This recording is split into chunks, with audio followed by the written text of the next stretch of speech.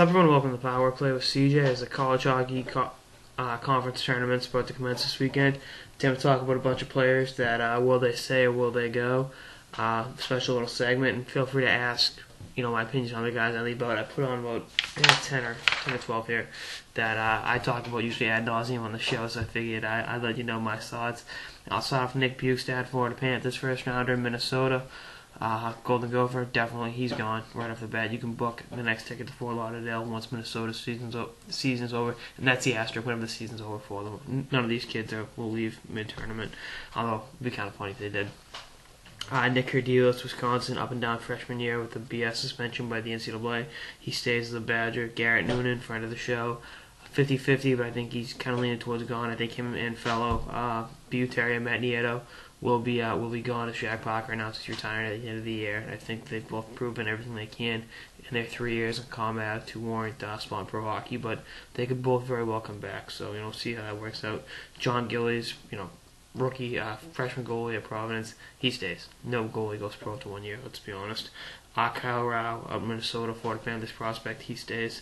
He's got some work to do in Minnesota. I don't see him following Bukestad to South Florida just yet. Johnny Gaudreau, Boston College, he is good as gone. I think he'll be up with Calgary as soon as BC's season is over. They can use all the help they can get. Sven Baertschi was kind of a bust this year for them, and they need to give the Calgary fans a taste of some youth in that lineup, and I think Gaudreau will be a perfect example of that.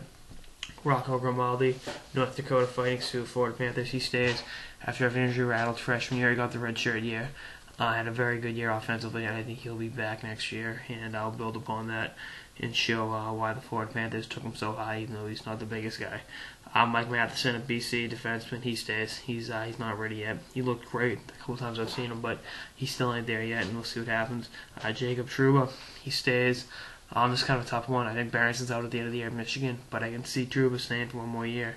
I don't necessarily think he's ready for the AHL yet. I think he's a man-child. I mean, he's great at the World Juniors for the U.S. Hoping he stays for that reason so he can play again next year. But, I think he's a little bit off in terms of playing the pro game, but he could turn pro. But I see him staying. I think staying is what's best for his development. Nick Shore, Denver Pioneers, LA Kings, I think he's gone.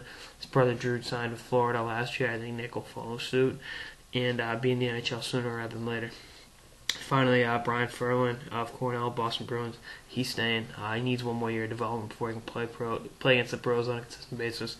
And I think that'll be the best thing for him and the Cornell Big Red.